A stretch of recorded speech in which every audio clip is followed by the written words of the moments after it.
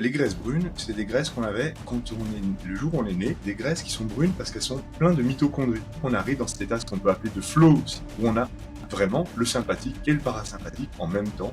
Notre première réaction contre le froid, c'est pas la mécanique de bouger, c'est une mécanique interne, c'est d'augmenter son métabolisme. Une ouverture des bronches, on peut respirer plus profondément, une dilatation des pupilles, on a moins de salive dans la bouche, bon on est prêt, le cœur s'accélère, le sang va aux extrémités, on est prêt à lutter, à fuir, on est prêt à l'action. C'est une des activations les plus fortes, c'est quand tu rentres dans l'eau glacée. C'est pour ça que plus l'eau est froide à ce niveau-là, plus on s'entraîne le système nerveux, et on va directement au plus profond de nos systèmes sympathiques. Tous les dimanches, rejoignez l'aventure 1000% pour être 1% meilleur à chaque épisode.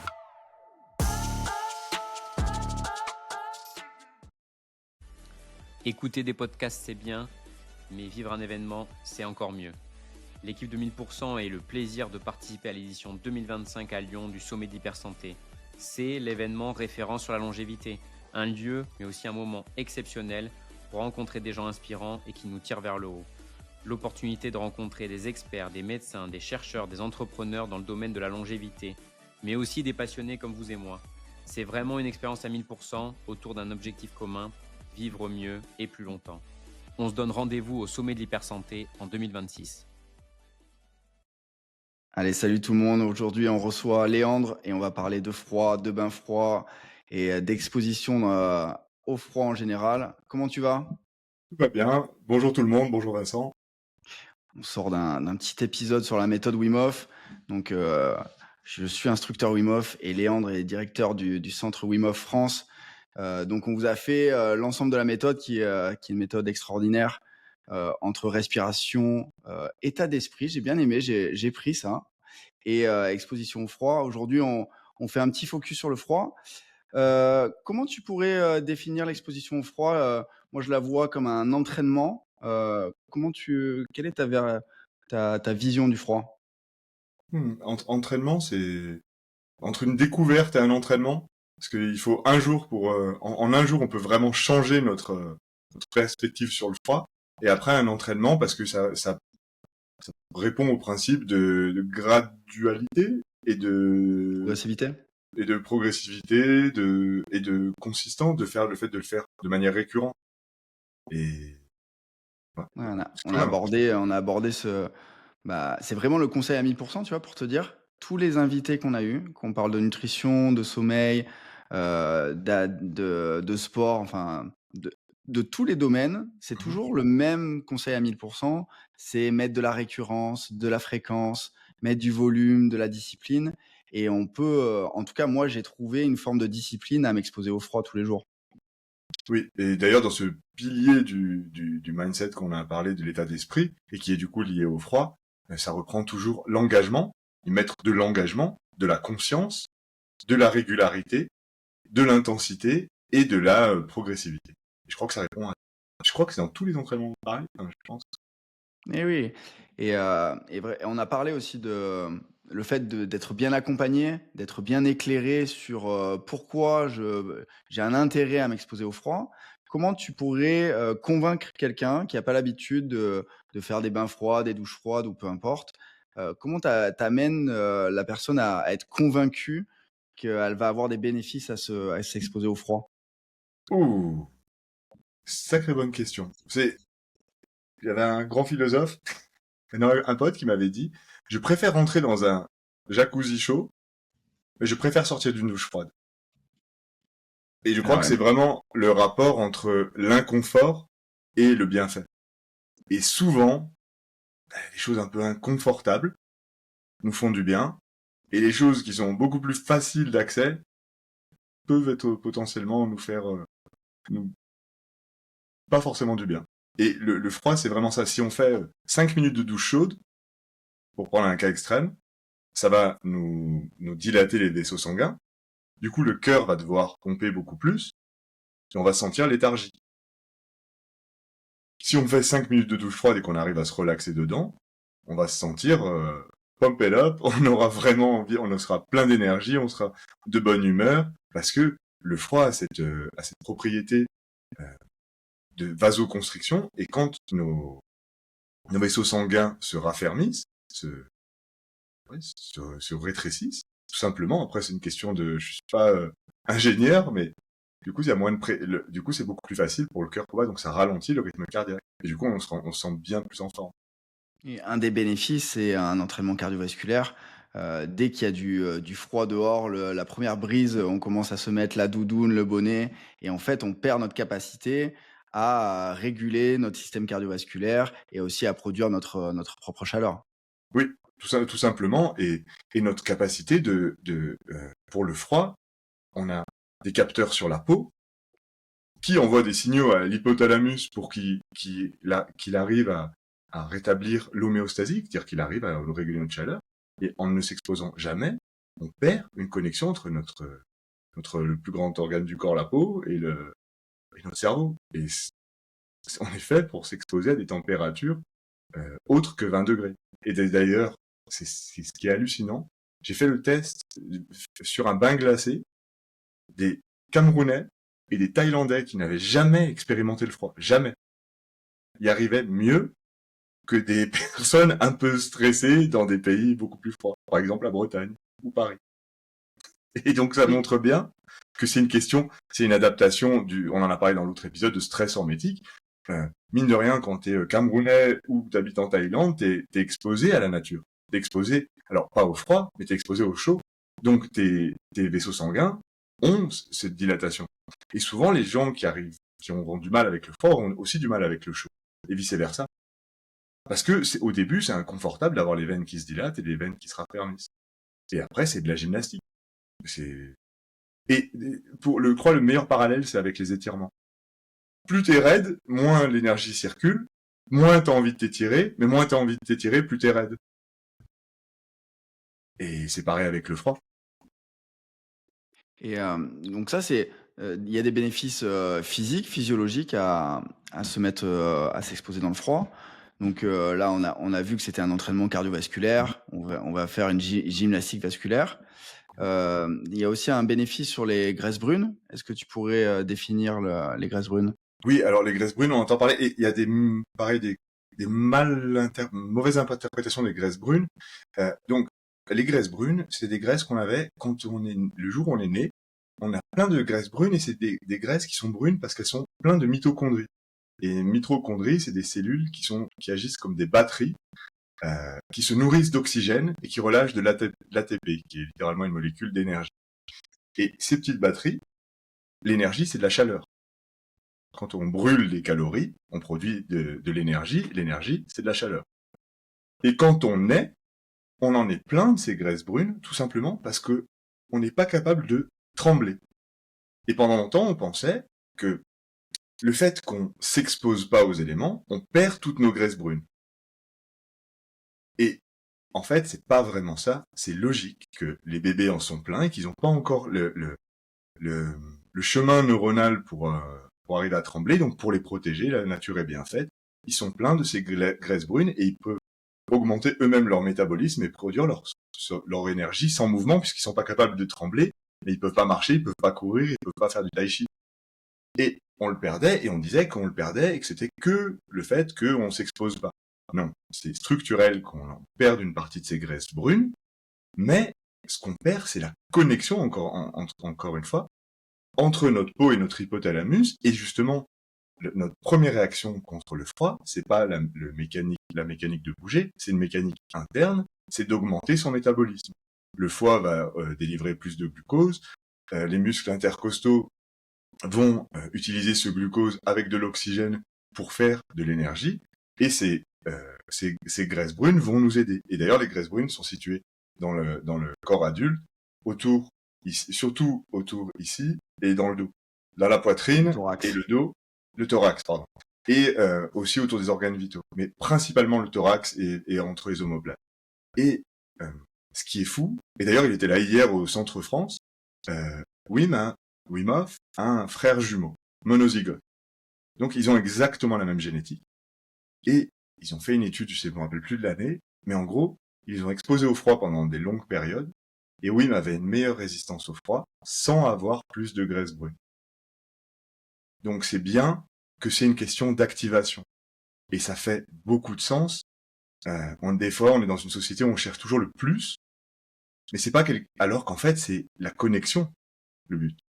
Entre quelqu'un, on peut pas déterminer la force de quelqu'un par rapport à est-ce qu'il a beaucoup de muscles ou pas. C'est pas corrélé.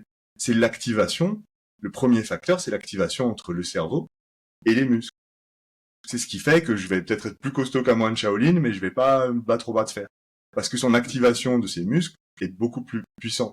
Et après, la masse joue. Mais le premier facteur, c'est l'activation. Et a priori, plus on s'expose, plus on active ces graisses brunes, qui en plus peuvent des fois transformer la graisse blanche, mais c'est pas aussi simple. Ouais, et c'est vrai que ce tissu adipeux, pourquoi les graisses deviennent brunes? C'est qu'elles ont une proportion en mitochondries. Les mitochondries, c'est les centrales énergétiques de nos cellules et elles ont la capacité à générer en fait, de l'énergie à partir de substrats comme, les glucides, les lipides, mais elles ont aussi la capacité à produire de l'énergie sous forme de chaleur et c'est ce qu'on appelle le découplage, mitochondrial. Donc en fait, le froid va aussi, booster nos cellules par les mitochondries. Elles vont augmenter à la fois la production de chaleur et elles vont aussi augmenter le nombre de mitochondries et réduire les mitochondries qui sont dysfonctionnelles. Est-ce que tu pourrais nous donner Je un crois petit que tu as aspect déjà de bien ça? résumé, et ce serait un peu comme l'entraînement sportif, c'est-à-dire qu'on augmente globalement le métabolisme, juste les échanges à l'intérieur du corps. Je complexifierais pas plus que ça parce que, encore une fois, les études sont parfois un peu contradictoires alors que la base est assez simple. Plus on s'expose, et c'est le même principe avec le sport, c'est que du coup nos cellules internes fonctionnent mieux, notre métabolisme tourne mieux, et du coup on produit naturellement plus d'énergie, et c'est super justement pour la perte de poids, la perte de gras, parce que le corps, plus on le fait, plus on donne à notre corps le mécanisme, le chemin pour transformer justement ces graisses en énergie. Et on devient des machines à brûler du gras, mais aussi du sucre. Et oui, Mais tu vois, donc moi j'ai fait, ça fait 1 an que je suis instructeur et je me suis baigné, quasi tous les jours, l'année dernière l'hiver et j'ai fait des tests, biologiques, tu vois, en médecine fonctionnelle. Bon, j'avais certains paramètres qui étaient pas top, mais par contre, tous les paramètres de mitochondrie, mais le médecin n'avait jamais vu ça, tu vois? Genre, j'avais vraiment tous les marqueurs, mitochondriaux qui étaient vraiment, boostés et donc, à travers le sport, à travers, l'exposition au froid et à sûrement d'autres manières aussi d'exposer, à travers le jeûne, par exemple, ou le sommeil, on va pouvoir, augmenter, l'activité de nos mitochondries qui produisent de l'énergie pour nos cellules. oui, le jeûne, ce serait très intéressant. Je crois pas qu'il y ait eu d'études avec le jeûne et le froid, mais en tout cas, ça se lie énormément. Et le principe, c'est le même. Le jeûne, on apprend à notre corps à ne pas rely- faire confiance en premier au glucose, mais justement d'aller puiser dans nos réserves, dans nos stocks. Et c'est ce qui fait qu'on va littéralement perdre de la graisse parce qu'on apprend à notre corps à se servir du gras au lieu de se servir que du glucose. Et ce qui est intéressant, c'est qu'avec le froid, je pense que c'est la même chose. C'est que on apprend, on peut produire de la chaleur si prends l'exemple, si tu bois 1 litre de coca, tu vas te sentir chaud. Et si tu t'envoies des tonnes de glucose, et d'ailleurs quand quelqu'un est en hypothermie, bah, c'est la première chose qu'on fait, c'est lui filer du sucre. Parce que du coup, ça va te monter en température.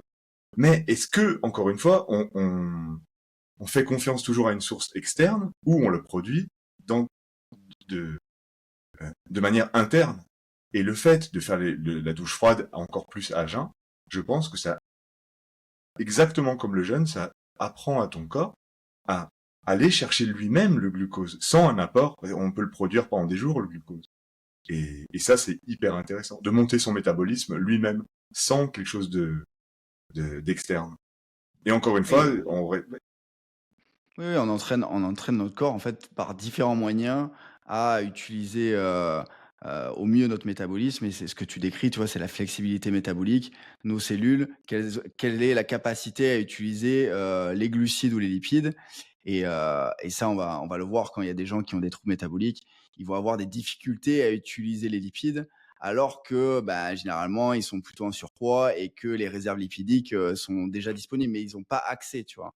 Ça, c'est vraiment, on a fait un épisode, magnifique avec docteur, Anne Lucas sur tous les troubles métaboliques. C'était vraiment génial et le froid aussi, le fait de s'exposer au froid, ça va aussi entraîner notre, système, nerveux, autonome. Est-ce que tu peux, nous donner un petit peu cet accélérateur, ce frein qui dirige, notre énergie? Magnifique transition passe décisive. Euh, et c'est un peut-être un des bénéfices les plus importants. Et des fois qu'on oublie quelque part, c'est qu'on fait littéralement un entraînement de notre système nerveux, de passer de l'action à l'inaction. Le sympathique, on l'a vu précédemment, c'est notre pédale d'accélérateur du corps. C'est face à une situation stressante, un danger, euh, notre respiration s'accélère et on a un système lutter ou fuir. Et les symptômes du système sympathique sont une ouverture des bronches, on peut respirer plus profondément, une dilatation des pupilles, on a moins de salive dans la bouche, bon, on est prêt, le cœur s'accélère, le sang va aux extrémités, on est prêt à lutter, à fuir, on est prêt à l'action. C'est une des activations les plus fortes, c'est quand tu rentres dans l'eau glacée. Et c'est pour ça que plus l'eau est froide à ce niveau-là, plus on s'entraîne le système nerveux, et on va directement au plus profond de notre système sympathique. Littéralement, on va chercher notre survie. Et après quelques respirations profondes et un état d'esprit adéquat, notre corps arrive à se passer dans l'autre état parasympathique, où la respiration se fait beaucoup plus lente, et le corps peut se régénérer, et on arrive dans le froid à allier ces deux états. C'est-à-dire, on passe du sympathique au parasympathique, et au bout d'un moment, et c'est le premier truc qu'avait prouvé Wim en 2007, à Feinstein, et qui au final maintenant c'est remis au goût du jour, c'est-à-dire qu'on arrive dans cet état, ce qu'on peut appeler de flow aussi, où on a vraiment le sympathique et le parasympathique en même temps. Et du coup, on est à la fois calme dans un environnement stressant. Et du coup, on a les bénéfices du sympathique qui sont la montée d'adrénaline, et la baisse de l'inflammation, et les bénéfices du parasympathique, tout simplement d'être calme, posé, serein. Et plus on s'expose au froid de manière régulière, plus on arrive à faire la balance entre l'activation sympathique et la relaxation. Et ça se voit, quelqu'un qui pratique la méthode Wim Hof et des bains glacés régulièrement, ça se voit quand il conduit. Il arrête de faire et paniquer. Tout simplement, il va beaucoup plus être dans le contrôle de sa réaction sympathique. Il va pas l'annihiler, mais on sera en contrôle. Exactement comme un sportif de haut niveau. C'est ce qu'ils font tous les sportifs de haut niveau arrivent à être dans cet état où ils sont à la fois calmes et à la fois dans le sympathique. Oui, parce qu'on a vu aussi dans l'autre épisode que, en fait, la stimulation à travers le bain froid, ça va permettre en fait d'activer, le système nerveux, sympathique, activer le système nerveux parasympathique et le problème, c'est quand on est chronique sur, un niveau qui est entre les 2 et que finalement on appuie sur le frein et sur l'accélérateur ou qu'on appuie que sur l'accélérateur et finalement, bah, on vient être, chroniquement, usé. L'idée, c'est qu'on a un corps qui est fait pour réagir à des stimulations et de passer d'un mode à l'autre. Oui, et aussi parce que justement ce système nerveux est corrélé directement avec notre système immunitaire, ce qui paraît logique. Et donc du coup, le système immunitaire doit savoir réagir dans le sympathique et monter l'adrénaline, baisser l'inflammation, et dans le parasympathique se réparer. Et plus on augmente notre capacité à passer de l'un à l'autre, je vois souvent on booste notre système immunitaire. Comment on le booste pas? On le régule. Et du coup, ça peut être les lymphocytes, tout ça, ils savent quoi faire. Et ce stress chronique, où en fait on est un peu sur la pédale d'accélérateur et de frein en même temps, qui est complètement différent de l'état de flow, c'est complètement différent. C'est vraiment, on est un peu stressé mais pas trop, et pas reposé. C'est cet état que le système nerveux arrive pas trop à interpréter. Et ce stress chronique engendre une inflammation chronique et engendre le fait que le système immunitaire ne sait plus et les cellules s'attaquent elles-mêmes. Et c'est ce qui produit les maladies auto-immunes. Et c'est pour ça que le froid est top pour toutes les maladies auto-immunes, les conditions auto-immunes. Ce qui ne veut pas dire que ça les guérit, mais ça allège les symptômes fortement.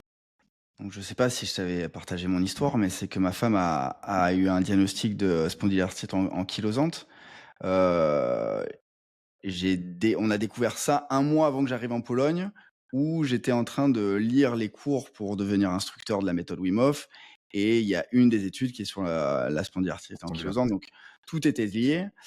Tout ça pour faire une petite aparté sur l'espoir que ça peut donner, en fait. C'est que le froid a fait partie des choses qu'on a mis en place. On a repris complètement le contrôle de notre mode de vie à travers la nutrition, le sommeil, le sport et le froid. Le froid a fait partie de ça, où je pense que ma femme, ça a été la première fois, elle a repris espoir dans son corps. Tu disais dans l'autre épisode d'avoir confiance en son corps.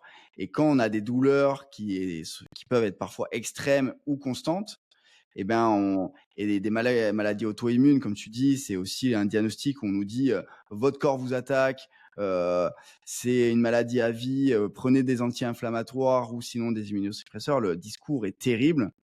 Et donc, on a une recherche d'espoir, tu vois. Et donc, c'est pas à pas qu'on va reprendre le contrôle. Et je pense que le froid, tu vois, tu parlais tout à l'heure et je réfléchissais à ça. Je pense que le froid, c'est peut-être la première fois où ma femme a repris espoir dans son corps, tu vois.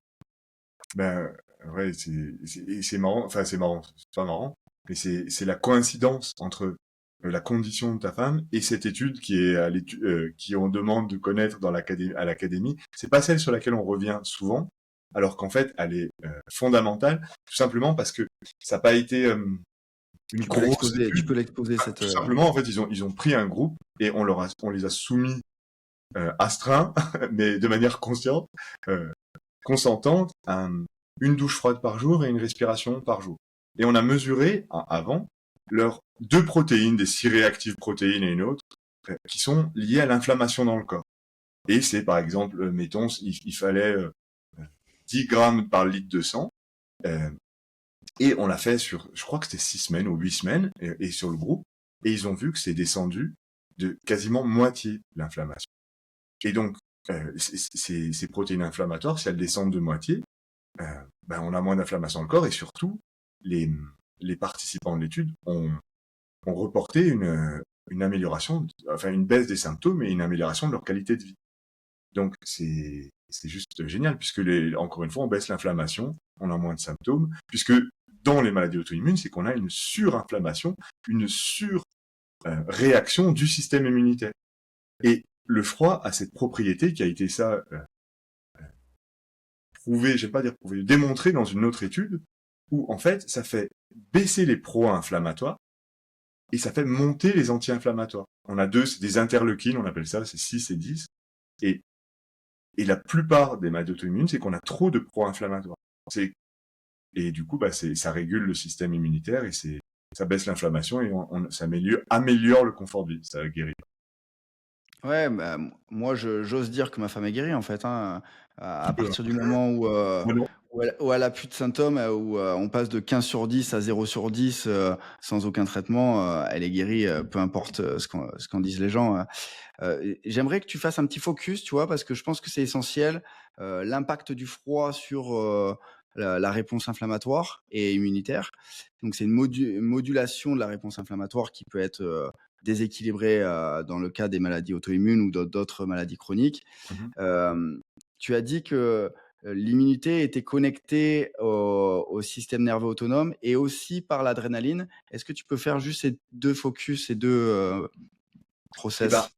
En gros, quand on a on s'expose au froid, on a un pic d'adrénaline et aussi dans la respiration, mais là on parle du froid, on a un pic d'adrénaline avec son sous-produit qui est le cortisol, et qui monte en flèche, mais qui après se régule. Et l'adrénaline est faite pour ça, puisque de manière évolutive, l'adrénaline est faite pour être forte d'un coup, pour faire face à une situation, et plus elle monte, plus après elle se régule dans le temps. Et quand l'adrénaline monte, ça baisse l'inflammation, et quand elle descend, on est derrière plus calme, et on passe dans cet état plus parasympathique, et là, le corps peut s'auto-régénérer, se réparer. Et pour arriver à avoir un système immunitaire en bonne santé, on a les 2.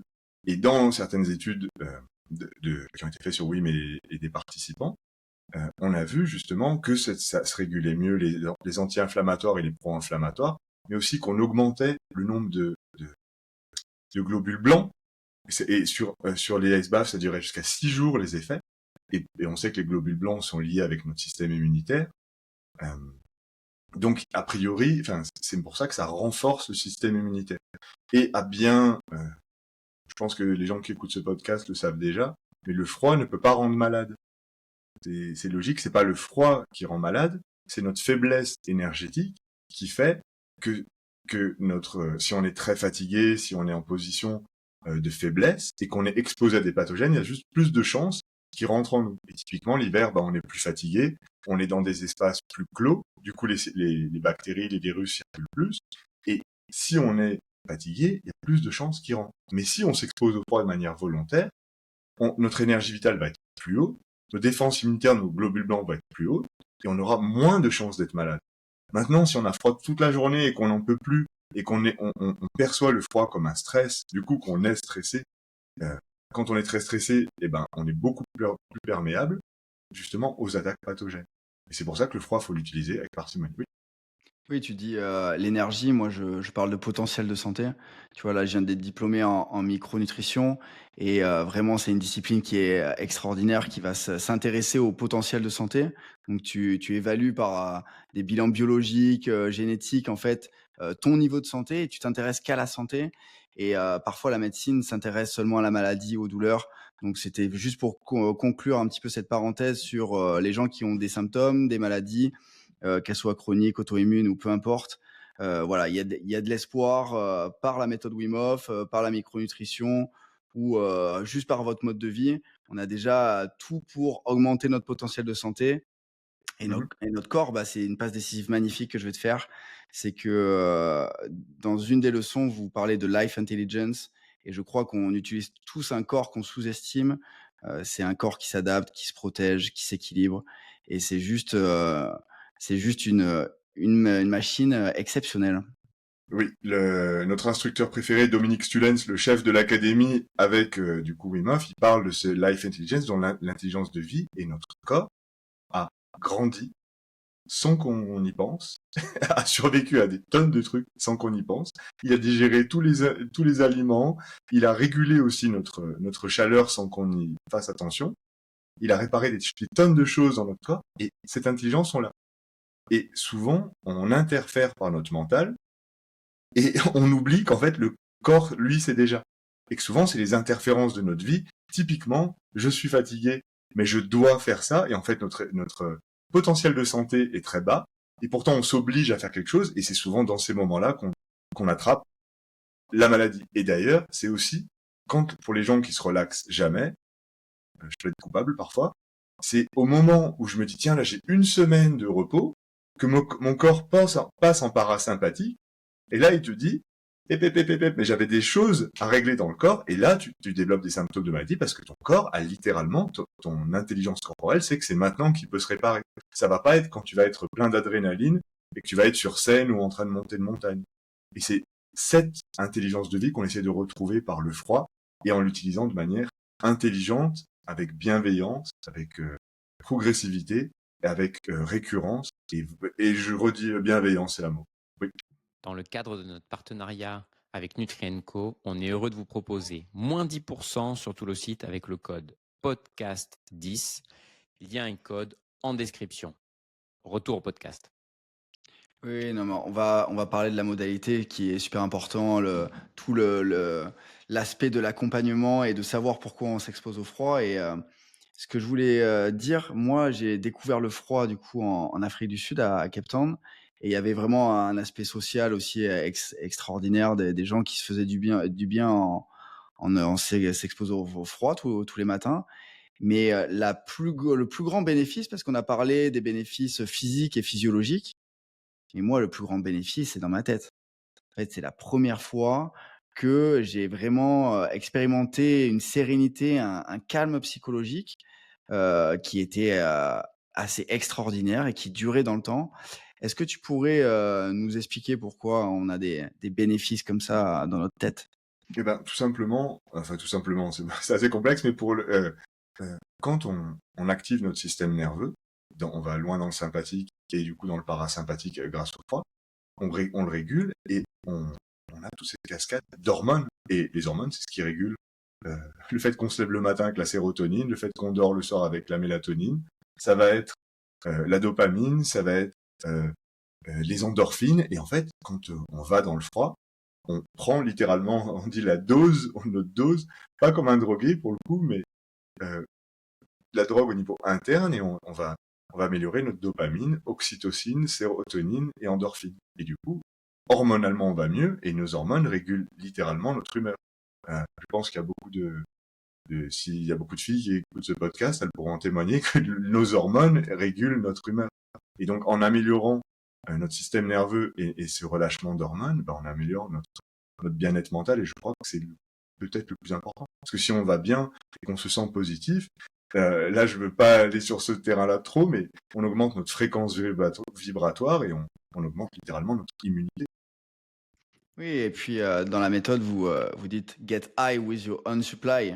Et donc, Ouais. en fait, le fait de s'exposer dans le froid, il y a une décharge hormonale. Mais ce qui est intéressant à dire, c'est qu'en fait, on va déclencher un plateau hormonal qui va durer dans le temps parce que l'expérience est difficile.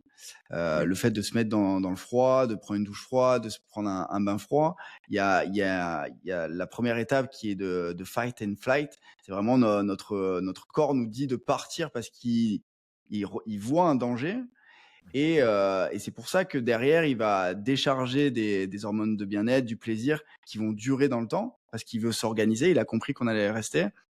C'est comme quand on va faire un marathon ou même courir longtemps ou faire une randonnée qui dure longtemps. On va avoir une sensation, on va se sentir vraiment bien et ça va durer dans le temps. À la différence où je vais manger une chouquette et puis je vais manger une deuxième chouquette ou tu vois, si on va se boire une bière, on va vouloir boire une deuxième bière. C'est que finalement, ça va marcher par pic hormonal et donc il va avoir un crash derrière. Et c'est pour ça que ça explique qu'on veut se resservir une bière, qu'on veut manger une deuxième et une troisième chouquette, alors que le bain froid ou le sport en général va nous amener sur un plateau hormonal qui va durer dans le temps.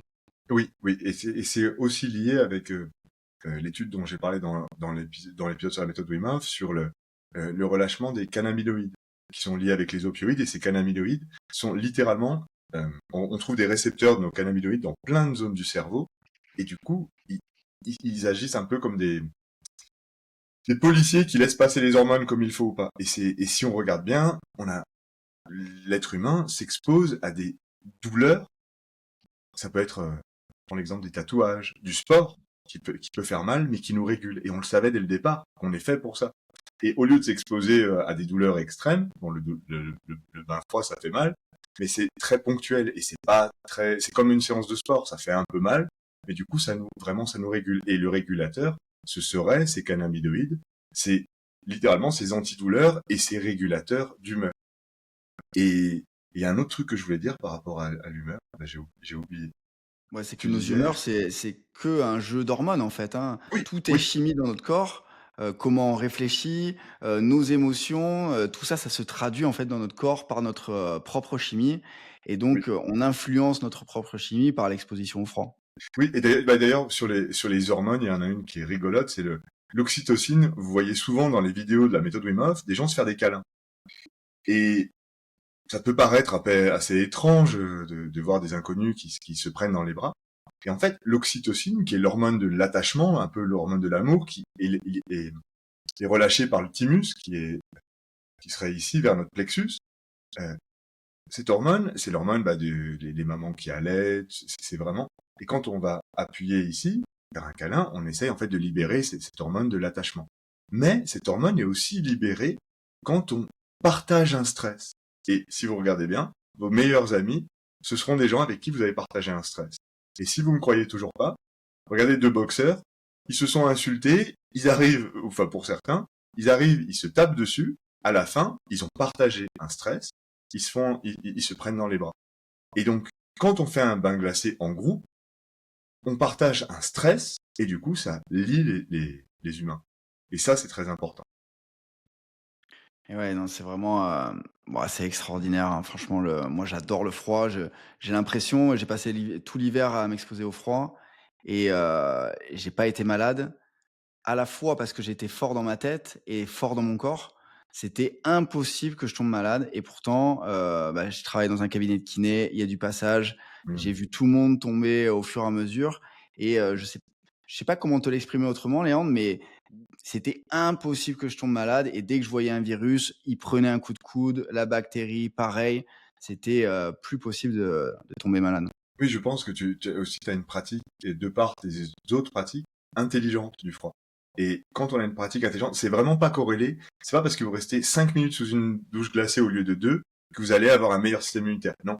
Par contre, en faisant de 1:30 à 2 minutes de douche glacée par jour, en prenant le temps de vous réchauffer après, et tout simplement, en allant dans votre ressenti, vous vous sentez plus fort, donc vous êtes juste plus fort dans tous les domaines de votre vie. Ça va être dans votre business, ça va être dans votre système immunitaire, ça va être dans votre prise de décision, ça va être musculairement même, vous vous sentez plus facile d'aller d'aller courir après une douche froide, essayez qu'après une douche chaude. Donc c'est littéralement t'es fort dans tous les aspects de la vie. C'est pour ça que le slogan de WIM et de la méthode Wim Hof, c'est heureux, fort, en bonne santé. Ouais et peut-être que là, on pourrait rentrer dans les modalités, du bain froid. Alors, il y a la douche froide qu'on peut faire à la maison qui est déjà une porte d'entrée, super accessible, gratuite et bénéfique. Le bain froid, comment ça se passe? On passe par différents états. Est-ce que tu pourrais, donner aux gens, en fait, la chronologie, en fait, de leurs états dans le bain froid? Oui, alors c'est pour ça que je conseille le premier bain froid d'être accompagné. Euh, c'est parce qu'on va passer par justement plusieurs étapes. La première, en réaction, surtout. Donc quand je dis bain froid, là on va parler de bain glacé, ce sera plus simple. Et pour dire bain glacé, c'est en dessous de 5 degrés. Et on va le sentir parce que ça va nous faire une contraction au niveau du plexus solaire qui va faire qui va nous faire en anglais on dit gasping reflex, je sais pas comment on dit en français pour le coup, mais c'est cette contraction du plexus solaire qui est une réaction de notre peau qui envoie un signal à notre cerveau, oulala, danger. Donc, on va faire face à cette contraction, on va avoir une respiration plus grande, on va aller directement dans la zone du cerveau qui est le reptilien, et du coup, le lutter ou fuir, fight or flight en anglais. Du coup, on va vouloir lutter ou fuir. Et le truc, c'est que quand on rentre dans les glaçons, c'est pour ça que quand on est tout seul, et moi c'était comme ça mon premier bain glacé, qui d'ailleurs était même pas à 5, il devait être à 12, et j'ai lutté, bon je pouvais pas lutter, mais du coup j'ai fui. Je suis rentré, je suis ressorti. Ce qui est une réaction normale. Mais quand, soit on a vraiment mis son attention, soit on est accompagné, et on a compris que ça va durer 20 secondes, et pendant 20 secondes, on réagit. Par contre, on a décidé avant. Et une fois qu'on a pris la décision, on passe de la réaction à la décision, et on va, après 20-30 secondes, commencer à aller plus haut dans notre cerveau et libérer des émotions. C'est notre cerveau limbique, le cerveau mammifère, des mammifères. Et là, on va avoir, c'est pour ça qu'on va avoir ces explosions de joie dans le bain glacé, et des fois des émotions qui peuvent être positives ou négatives. On va avoir des gens qui vont s'énerver, mais pourquoi j'ai payé un stage, pourquoi je fais ça, ou des fois, mais c'est génial, des cris, des pleurs, parfois des pleurs. Et ensuite, au bout de 2 minutes, on va être capable de relâcher la respiration, vraiment, de respirer juste normalement, et du coup, on va être capable de penser. Et là arrivent les doutes de notre néocortex, notre conditionnement, mais c'est vrai que ça fait quand même 2 minutes. Peut-être pour certains, ça va être le doute, pour certains, ça va être la surconfiance. Oh, je pourrais rester 20 minutes, maintenant je me sens bien. Et c'est pour ça que c'est cool d'être accompagné. Au bout de 2 minutes, 2 minutes 30, l'instructeur, la personne qui vous accompagne, va vous sortir du bain glacé. Pas parce que vous n'êtes pas capable de faire plus, parce que vous avez eu tous les bénéfices, la plupart des bénéfices. Et là, vous allez passer à la table d'après, où vous allez vous sentir super bien parce que vos 3 cerveaux finalement sont alignés, vous êtes passé par vos peurs, par vos émotions et par votre cognition, votre cerveau cognitif. Ouais. Et là, maintenant, vous allez pouvoir vous réchauffer de manière graduelle. Et comme tout, on met pas un poulet congelé directement au micro-ondes. Non, on essaye de se réchauffer par des techniques appropriées, des mouvements lents et profonds. Et on va se réchauffer, réouvrir nos vaisseaux sanguins progressivement pour retrouver faire remonter la température corporelle, ou plutôt l'harmoniser. Parce qu'au final, c'est pas en 3 minutes de bain glacé que votre température corporelle va baisser. C'est que dans vos extrémités, ce sera très froid, et dans votre tronc, dans vos organes vitaux, ça restera à 37 degrés, et qu'on veut pas faire ce mix trop rapidement, et on va se réchauffer de manière graduelle. Et c'est pour ça qu'au début, on reste 2-3 minutes, et c'est largement bon. Se réchauffer de manière graduelle pour avoir une belle expérience et pouvoir avoir envie de la reproduire. Et plus on la fait, plus ce choc au niveau du plexus est atténué, et plus on arrive rapidement à passer du lutter ou fuir au repos, la digestion. Mais le truc qui est super cool, et ça rejoint ce que tu as dit tout à l'heure, Vincent, c'est que contrairement à une drogue, il n'y a pas d'effet cumulatif et du coup de crash. Comme a dit oui, mais la dernière fois qu'il était là, tu sais, ça marche encore, pardon pour ça marche encore au bout de 40 ans. Au bout de 40 ans, on a encore les effets de bien-être. Et donc voilà. Oui, il faut pas oublier l'objectif de base, c'est on fait un bain froid pour se faire du bien et d'où l'accompagnement qui est essentiel pour, bien comprendre les bénéfices, savoir le pourquoi de cette exposition au froid et d'avoir cette connaissance de l'expérience. On sait qu'on va avoir un moment où ça va être un combat parce que notre corps, repère un danger et donc si on reste 2 heures dans le bain, bah, potentiellement, on va être en danger pour notre vie et c'est pour ça qu'on a, ces bénéfices mentaux, c'est qu'on a vraiment cette phase de combat qui va permettre de décharger des hormones, à la différence de la cryothérapie qu'on peut entendre parfois, qui a des vrais bénéfices physiques et physiologiques, mais on n'a pas cette phase de combat où on passe ce combat par la force de notre mental, donc comment on place l'intention, comment on place aussi nos techniques de respiration pour reprendre le contrôle, parce que c'est vraiment un message d'alerte que le corps nous donne au tout début. Et moi, je dis souvent, à partir du moment où vous reprenez le contrôle, c'est que c'est gagné. Mmh. Oui. Et tout le monde y arrive, in Ouais, fine. Et si on n'y arrive pas la première fois parce que le fight or flight a été trop fort et qu'on ressort du bain, c'est pas grave, on finira par y arriver. Et on passe, et c'est ça qui est important, je pense, de la réaction à la décision. Et dans notre vie, ça aide, au lieu de réagir à ce qui nous arrive, d'avoir une décision consciente. Non, je sais que j'ai dit ça, je vais le faire. Et de passer de cette réaction à cette décision, je pense que ça améliore la qualité de vie et justement, nos décisions énormément. Oui. oui, et pour être déjà bien accompagné, on est préparé déjà. Le fait d'être conscient de pourquoi on s'expose à cette stimulation, je pense que ça fait beaucoup. Alors que on peut voir beaucoup sur Instagram, en ce moment, c'est vraiment la mode de faire des bains froids. Mais si on se jette dans le froid sans avoir les cartes en main, et ben du coup, on va passer d'une position où on va plutôt subir l'expérience plutôt que d'accepter, parce qu'il y a vraiment cette phase d'acceptation, en fait, aussi du bain froid. C'est exactement ça, subir, accepter, et et on en revient à ce yin-yang, l'énergie féminine, masculine, et comme vous savez, on a les deux énergies en nous, qu'on soit un homme ou une femme, et le fait de faire le ice bath, c'est une action consciente, donc ce serait plus de l'énergie masculine, mais le fait de se relâcher dedans, d'accepter de recevoir, ce serait plus l'énergie féminine, et ça nous balance le système nerveux, mais aussi en tant qu'être. Et c'est pour ça que dans certaines études, on peut pas savoir les résultats, parce que si on rentre dans le bain et qu'on est comme ça pendant 2 minutes, et j'entends, et tu as tenu 3 minutes, en fait, il y a toute une partie au niveau qu'on a appelé du système nerveux, on va pas relâcher les mêmes hormones, on va pas, même cardiovasculairement, si on est comme ça, on peut même se faire une vasoconstriction au niveau une cérébrale vasoconstriction qui peut être très très douloureuse, et en fait on n'a pas du tout la même expérience. Donc on n'aura pas les mêmes bénéfices euh, selon la manière dont on l'a fait. Et ça, c'est très important. Oui, et comment tu peux nous donner les clés pour reprendre le contrôle? Parce qu'on a compris que quand on s'immerge dans le froid, notre corps réagit à une alerte. Euh, Comment on arrive à reprendre le contrôle? Quelles sont les clés? Bah, si vous êtes vers Paris, il faut aller voir Vincent. Si vous êtes dans le sud de la France, il faut aller voir moi. Non, je rigole. Vous pouvez le faire vous-même, parce qu'au final, les instructeurs vous aideront juste à retrouver ce que vous avez déjà en vous. C'est juste plus simple à accompagner. Mais la clé, c'est le souffle. Le premier, c'est l'état d'esprit, de le savoir.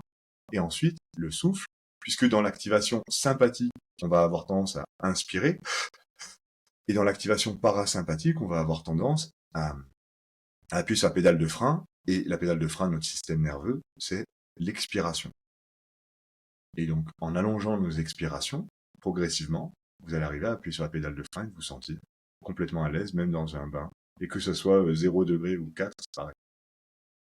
Ouais, moi j'adore, hein, c'est vraiment exceptionnel et vraiment j'insiste encore sur l'accompagnement, Toi comme moi, je pense qu'on a eu des gens qui étaient très réfractaires au froid et qui ont finalement passé une bonne expérience et vraiment d'être préparé, d'avoir toutes les cartes en main, ça change tout.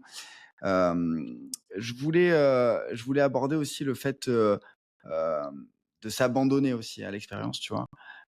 Donc il y a à la fois, je reprends le contrôle, à la fois je lâche prise et je m'abandonne. Tu vois? C'est comme, je le compare moi à un saut à l'élastique, tu vois? C'est une stimulation très intense qui est, extérieure, mais le saut à l'élastique, je reste pas avec l'orteil sur le strapontin, tu vois? Je m'abandonne vraiment à cette expérience et c'est vraiment ce que je demande aussi, aux gens qui viennent à l'atelier, c'est de jouer cette expérience et de voir que finalement, en s'abandonnant à ce bain glacé, on a tout en nous, tout est déjà disponible. Oui, c'est cette dichotomie ou ce paradoxe même entre reprendre le contrôle en lâchant prise. Mais Mais c'est le vous cas. savez tous, au final, vous savez tous de quoi je parle, et c'est juste parfois notre cerveau rationnel qui veut que ce soit comme ça ou comme ça, alors qu'en fait, c'est vrai, et que ça peut être un paradoxe, alors que ça n'en est pas. C'est juste un paradoxe pour notre cerveau rationnel. C'est exactement comme la méditation. La méditation, c'est arrêter nos pensées avec nos pensées. C'est un paradoxe, alors que euh, arrêter notre esprit avec notre esprit, ça peut être un paradoxe, alors qu'en fait, pour ceux qui pratiquent, ben, c'est pas paradoxal du tout. C'est une intention et ça agit sur notre psyché. Et moi, ce que j'ai appris en Pologne, et ça a été vraiment une vraie découverte, c'est que, parfois on peut être dans la compétition avec soi-même. On veut faire le plus froid, on veut faire le plus longtemps. S'il y a des gens autour ou s'il y a les réseaux, il y a aussi cette compétition avec les autres. Et ce que j'ai appris en allant en Pologne, pendant une semaine pour devenir instructeur, c'est que c'est pas la température, c'est pas le temps qu'on reste dans le bain froid, mais c'est le temps qu'on se met à se réchauffer et ça, je pense que c'est vraiment, super important à parler. Oui, oui, puisque de toute façon, entre au début, et puis c'est ok d'avoir un petit challenge au début, de se dire j'ai réussi à faire 2 minutes, 3 minutes, mais après, tout de suite, euh, la progression dans le bain froid ne peut pas être la durée, puisque par définition, il y a un moment où au début, bah, on va arriver à se relaxer, et le moment qui sera critique sera le moment où on restera trop, et au final, on va se relaxer, et c'est le phénomène d'hypothermie, mais qui est pas du tout entre 5 et 10 minutes, vous êtes ok, mais au-dessus, vous allez avoir le truc d'hypothermie. Quand vous êtes en hypothermie, votre corps va se mettre en mode veille, et du coup, vous allez vous sentir bien. C'est le début de l'hypothermie et c'est le début de la fin. Donc, le temps ne peut pas être une performance. C'est exactement comme dans un sauna. Si vous voulez battre le record du monde de sauna, vous vous endormez dans un sauna, vous vous réveillez, vous êtes mort. Bah, c'est la même chose pour le froid. Donc, sans être alarmiste, ce que je veux dire, c'est que ça peut pas être une compétition de durée. Ça va être une compétition. Si vous voulez faire une compétition, ce sera de, de, de comment vous arrivez à avoir tous vos ressentis pour savoir le bon temps pour justement se réchauffer de manière graduelle et se sentir bien après. Si vous faites un bain froid et que vous vous sentez pas bien après, vous auriez pas dû faire ce bain froid. En gros. Donc, parfois, j'ai des participants qui me demandent, oui, j'ai fait 2 minutes de douche froide, mais j'ai eu froid toute la matinée. Bon, bah, soit tu prends plus de temps à te réchauffer, soit tu fais moins de douche froide. Dans tous les cas, si pendant toute une matinée tu as froid, c'est qu'il y a quelque chose que tu as fait qui allait pas dans la durée ou dans l'intensité. Et on en revient, on fait ça pour le bien-être. Et il y a des avantages, et ça par contre il faut être encadré à faire. Par exemple en Pologne, pour les instructeurs, vous avez fait faire plus que 2 minutes, hein, Ouais. mais vous étiez encadré, et à la fin il y avait le sauna. Et si vous jouez au héros tout seul, il y a un moment donné où j'ai déjà fait face dans des stages vraiment avancés à des hypothermies, où à un moment donné vous oubliez qu'il faut vous réchauffer, vous allongez, début de la fin. Et c'est que le seul danger du froid, au final, ce serait d'être tout seul et de pousser trop loin. Et en fait, de se sentir... oui. Vas-y, vas-y, vas-y. Non, non, bah, puisque si on n'est pas connecté avec nous et qu'on veut essayer de pousser, notre corps va nous envoyer tellement d'hormones qu'à la fin, il va juste oublier qu'il faut se réchauffer. Alors, ce serait une très jolie mort, mais c'est un peu bête, parce que c'est pas le but de la méthode Wim Hof, ni de l'exposition au froid d'ailleurs. Mais c'est la transition est toute faite. C'est quoi les contre-indications pour, m'exposer au froid? Tout le monde peut le faire ou, est-ce qu'il y a des conditions, particulières? Alors, nous, dans la méthode Wim Hof, on dit que pour les ateliers, on ne prend pas les personnes enceintes, pour des raisons, je pense, assez évidentes. Et tout ce qui est hypertension non contrôlée, problème cardiaque grave, ça paraît aussi logique. Si vous venez vous faire opérer du cœur ou si vraiment vous avez une hypertension incontrôlée. Et ça ne veut pas dire que vous ne pouvez pas vous exposer au froid, mais il va falloir y aller progressivement et vous améliorer votre condition de manière progressive. Et ce seraient les deux conditions principales sur lesquelles on déconseillerait de faire directement un bain. Tu vois, juste pour, compléter, ma femme, quand elle avait son potentiel de santé qui était amoindri, hein, elle avait des douleurs tous les jours. Je pense que c'est aussi important d'être objectif avec les variations, d'énergie, de santé, quand on s'expose au froid. Pour le coup, quand elle allait pas bien, on était très progressif et puis, de se faire 30 secondes, 40 secondes, peu importe, hein. L'idée, c'est, juste de se mettre une stimulation qui nous permettent en fait d'aller mieux. On parle de bien-être, on parle de d'hormèse aussi. Je sais pas si dans cet épisode on va parler d'hormèse, mais c'est quelle est la stimulation qui va être OK pour me faire du bien, alors que si je dépasse une stimulation en termes de quantité ou d'intensité, eh ben, je vais être dans le trauma. Oui, c'est tout à fait ça. Et en général, les personnes sauront d'elles-mêmes que c'est pas le moment d'aller faire un bain glacé. Et je fais vraiment confiance à l'être humain de se dire, il faut que j'y aille progressivement. Mais sachez que le froid est pour tous. Mais après, encore une fois, ça dépend de l'intensité. Et on a eu avec Wim, on a déjà fait des personnes âgées qui pouvaient pas se déplacer et tout. On prenait juste un gant froid avec de l'eau froide et on le passait sur les extrémités. Ça leur faisait déjà du bien. Ou pour les personnes âgées en temps de canicule, juste mettre ses pieds dans le froid, ça refroidit déjà tout le corps et ça entraîne tout le système cardiovasculaire. Et il y a plein d'autres manières, juste le visage aussi, ça fait énormément de bien.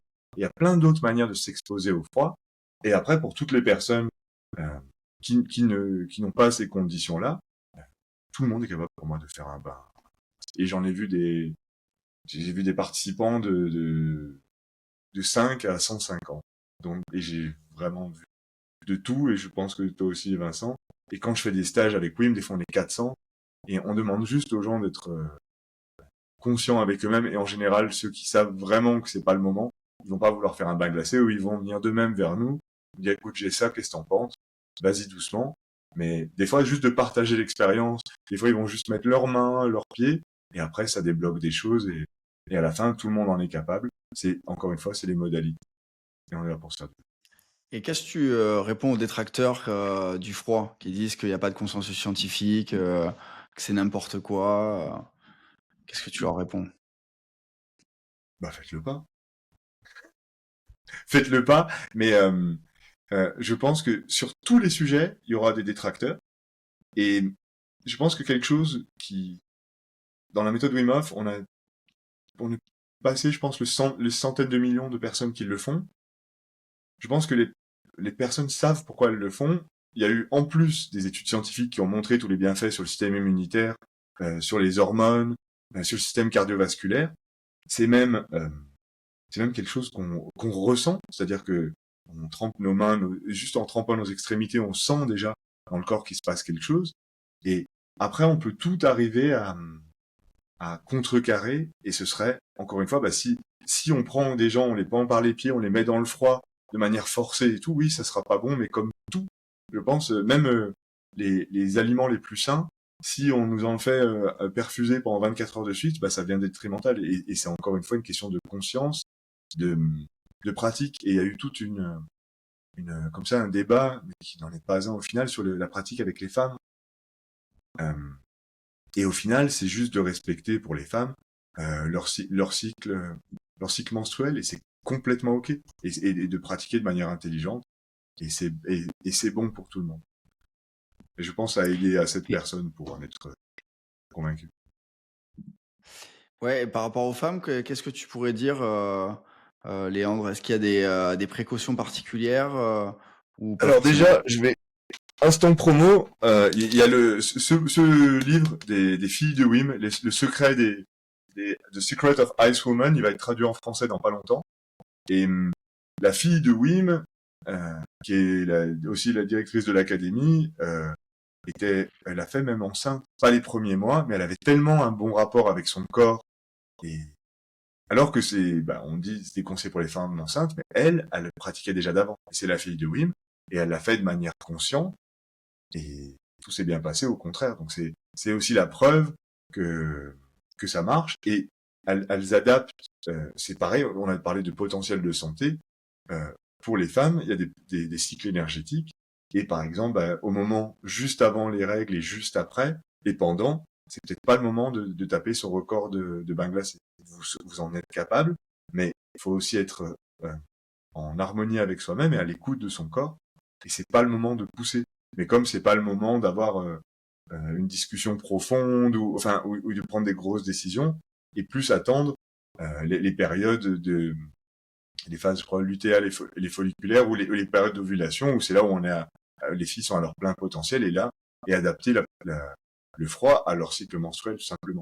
Soit dit en passant, il y a plein d'études dont une particulière qui est sur le site de WIM, sur l'endométriose. Et l'endométriose est liée à l'inflammation. C'est des saignements dans des zones qui sont pas des zones qui auraient dû saigner. Et le bain glacé fait baisser l'inflammation. Donc avec une pratique intelligente et régulière, on peut aussi aider l'endométriose et du coup les douleurs liées au cycle menstruel. Donc les adapter au cycle menstruel et, et toujours être en harmonie. C'est le but de la méthode Wim Hof. Comme je Ouais, disais dans ouais. l'autre épisode, à la base, il n'y avait même pas le froid. Et le froid aide juste à cette harmonie cardiovasculaire et cette sensibilité qu'on a avec son propre corps. De voir que tout est déjà à l'intérieur de nous, et d'écouter tous ces signaux. Et pas écouter le signal de l'ego qui, lui, vous dira souvent fais-le pas. Je pense qu'on connaît tout ça le matin. Si on commence à trop négocier avec oui, bon, bah là, il fait un peu froid, pourquoi je prendrais une douche froide? Puis en fait, on prend la douche froide, on se sent bien après. Alors que si on reste vraiment trop longtemps sous une douche froide, là, c'est plus l'ego, c'est ton corps qui sent qu'il est fatigué et qui dit mais pourquoi t'as fait ça? Et là, c'est ce qu'on veut essayer d'éviter. Moins de discours mental, plus d'action. Et ouais, tout est dans la conscience en fait et dans l'intelligence de cette pratique. On s'expose à un stress comme on pourrait s'exposer avec le sport. Si on en fait trop, ben on va être délétère. Est-ce que entre sport et froid, on voit que la science amène des preuves sur une interaction négative avec l'hypertrophie? On en a déjà parlé un peu en off. Quelle est ta réponse, Léandre? Donc l'hypertrophie Euh, pour les gains musculaires, il y aurait une interaction négative à l'exposition au froid et les gains musculaires. ouais, no pain, no gain. Non, je comprends le but de je comprends le résultat de cette étude, qui d'ailleurs, ils sont là, et on voit qu'au final, si on fait du sport, on va faire des micro-déchirures dans nos muscles, et du coup, pour se réparer, ils ont besoin d'inflammation. Donc si on fait trop baisser l'inflammation, potentiellement, ils se répareraient moins fort, et du coup, on aurait moins d'hypertrophie. Maintenant, donc les résultats étaient là. Maintenant, de manière plus, c'est aussi scientifique. Comment a été fait l'étude vraiment? C'est-à-dire que c'est ça qui est important, c'est qu'encore une fois, on n'a pas de données sur est-ce que c'était une exposition consciente, vraiment des gens qui étaient relaxés dans le bain froid, est-ce que c'était ils se sont entraînés, a priori c'était juste après, comme j'ai compris dans l'étude, c'était vraiment ils s'entraînaient, ils le faisaient juste après, il y en avait qui faisaient Là, c'était une l'exposition. méta-analyse qui reprenait plusieurs études, donc c'est pour ça que ça a plus de poids scientifique, mais ça n'enlève pas les modalités de voilà, de l'accompagnement, de la compréhension, globale des bénéfices qui vont induire aussi les résultats à la fin sur, tous les marqueurs. Et comme toutes les études, je pense c'est ce qu'on en retire. C'est-à-dire que si vous êtes bodybuilder et que vous voulez faire une compétition et que vous voulez avoir votre pic de muscle, peut-être qu'il faut peut-être pas faire le ice bath le jour d'avant ou un bain glacé juste après votre séance. Maintenant, pour le tout un chacun, euh, et là j'ai trouvé de parler de mon expérience professionnelle, personnelle. J'ai fait des milliers de bains glacés. Euh, je m'entraîne, j'essaye de faire un peu de sport et tout. j'ai jamais eu de problème de croissance musculaire. Et a priori, au contraire, je pense qu'il y a d'autres facteurs qui entrent en jeu avec le bain glacé. C'est justement, je pense que ça régule la testostérone. Et genre même, on le sent. Après un bain glacé, on a envie de faire quelque chose de... C'est un acte fort, on a envie. Souvent, on voit les gens, ils ont envie de faire du sport, on a envie de faire quelque chose de fort. Et quand on veut se doper, on prend des hormones de croissance. Donc, on voit que le système hormonal est plus lié avec la croissance musculaire. Je crois que c'est le facteur même déterminant, les hormones. Et du coup, si le ice bath régule les hormones, moi je pense que et qu'on récupère mieux, je pense que on peut s'entraîner tranquille et faire des bains glacés tranquilles et qu'on n'aura pas de problème sur notre croissance musculaire. La plupart des gens très costauds que je connais font des bains glacés et ont pas de problème avec ça. Et encore une fois, le faire intelligemment. Moi, je conseillerais comme ça, mais c'est vraiment c'est ce qui me paraît du bon sens, c'est de faire son entraînement, d'attendre que le corps ait fini de vouloir perdre de la chaleur, parce que quand on transpire, c'est pareil si on fait un truc contre-intuitif, quand on est en train de transpirer, qu'est-ce que c'est la transpiration? C'est les veines qui se dilatent pour laisser passer justement le froid et libérer justement libérer du froid et essayer de libérer de la chaleur pour pouvoir se rafraîchir. Donc, est-ce que c'est le moment, alors que le corps est en train d'essayer de se rafraîchir, de se mettre dans un bain glacé? Moi, je pense pas.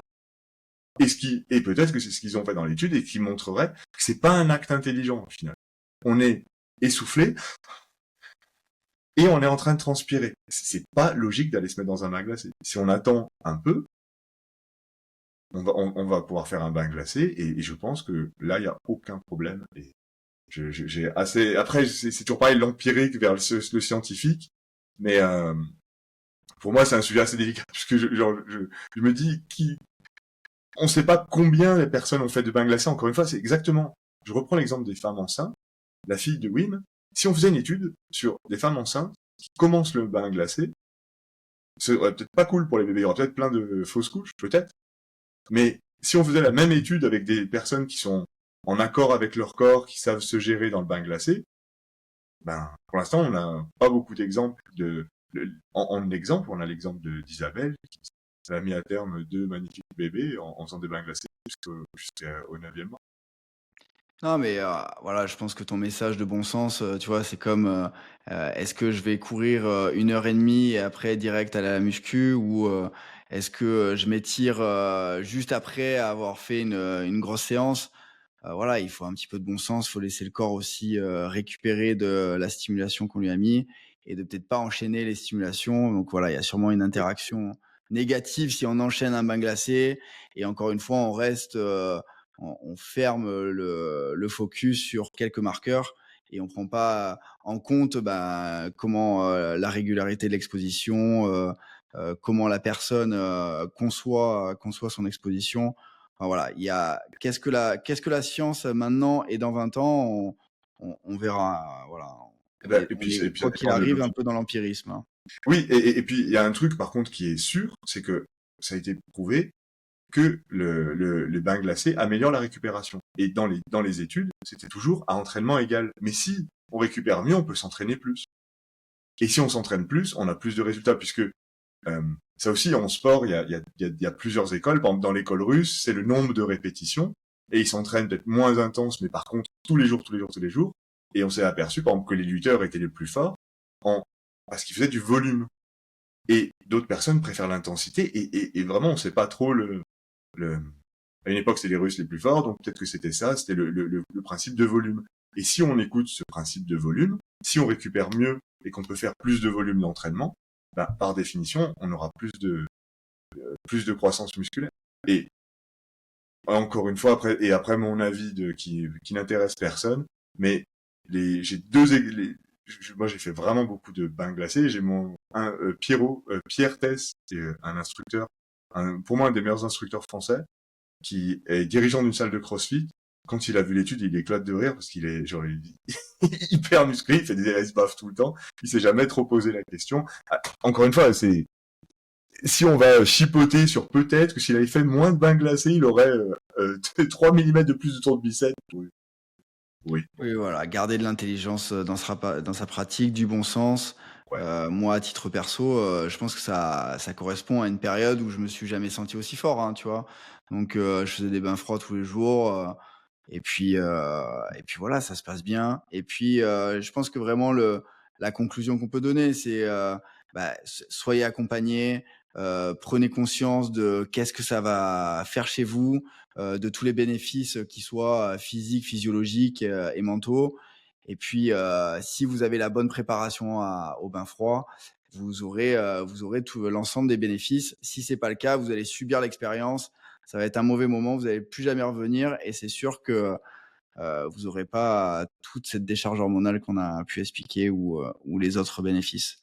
Léandre, est-ce que tu peux nous dire un petit mot, pour conclure, voilà un petit message, pour, nos auditeurs de 1000?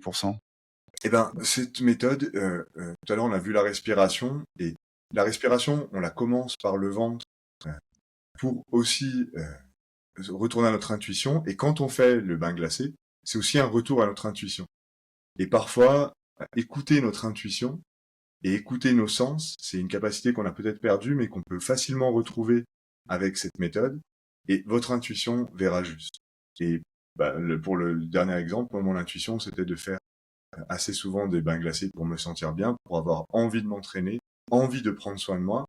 La finalité, c'est d'écouter son intuition parce que votre intuition va vous guider au bien-être. Le cerveau pensant, parfois, peut ne pas vous guider au bien-être parce qu'on va aller écouter telle chose, et faites-vous votre propre idée qui vient de votre intuition, de votre cœur, et ensuite au cerveau et pas l'inverse. Ouais, c'est une belle invitation à l'exploration de soi-même, de connexion à son corps. Aussi, il y a une phase de discipline et donc voilà, si vous voulez être accompagné, vous pouvez aller, dans le centre Wim Hof France, dans le sud des Alpes, dans une magnifique vallée, la vallée du Buëch. Décris-nous un petit peu ton centre, Léandre. Ben, c'est le Wim Hof Center France, le centre de la méthode Wim Hof en France, c'est la maison de Wim. Lui, il vient 2 fois par an et le reste du temps, c'est moi qui la gère, qui vis dedans. C'est un honneur incommensurable. Et on fait des stages à peu près tous les mois, des fois en anglais, des fois en français. On prend entre 10-15 personnes, on va dire. Et, et c'est un endroit magnifique parce que la méthode Wim Hof, c'est se reconnecter à son intuition, mais aussi à sa nature. Donc pourquoi pas le faire vraiment pour le coup, là, en pleine nature, faire des bains glacés en pleine nature et de respirer ensemble, ça a vraiment des effets. Je pense que c'est exponentiel, plus on a des effets. Et je vous invite vraiment à venir. Et si vous voulez voir ce qu'on fait, on est sur Instagram, Wim Hof Center France, ou sur YouTube aussi. On fait des respirations guidées gratuites. Et je crois qu'on véhicule quelque chose de bien. Ouais, c'est Revenir au beau. centre, c'est un peu revenir à notre cœur, mais aussi au centre et à la nature. Et je pense que Et c'est c'est là, excellent. on en a pas parlé, mais c'est aussi, l'occasion de se connecter à soi-même et aux autres. Et ça, c'est vraiment, la puissance du groupe, elle est exceptionnelle parce qu'on vit vraiment quelque chose de fort dans la méthode Wim Hof à travers les respirations, l'intention qu'on y met et les bains froids. Et si vous voulez venir sur Paris, ben moi, c'est Vincent Pacton. Je suis disponible. Donc, si vous voulez faire un atelier aussi sur Paris pour les Parisiens qui manquent d'air et de temps pour soi, vous êtes les bienvenus. Et puis, Léandre, on essaiera de se croiser bientôt, hein. Tu sais que ça fait 1 an que je suis instructeur là. Waouh. Déjà. Et ouais, voilà, c'était une belle semaine. On a fait une semaine en Pologne, avec 35 personnes à travers le monde. C'était, une semaine que je me souviendrai toute ma vie. Donc, merci encore Léandre et puis je te dis à bientôt, Ben, on merci se à toi de m'avoir offert une plateforme et un endroit où je peux parler en français. en C'est français, ouais, vraiment, je crois que c'est la première fois. Pas de vidéo. voilà. Il y a quelques mots qui dérapent en anglais, on a senti, Oui, pardon, punaise, Jean-Claude Van Damme. mais, heu, mais c'était parfait. Bon, merci Léandre, à la Merci. prochaine. Merci aux auditeurs de 1000. Vous nous régalez et puis, à très bientôt. Salut.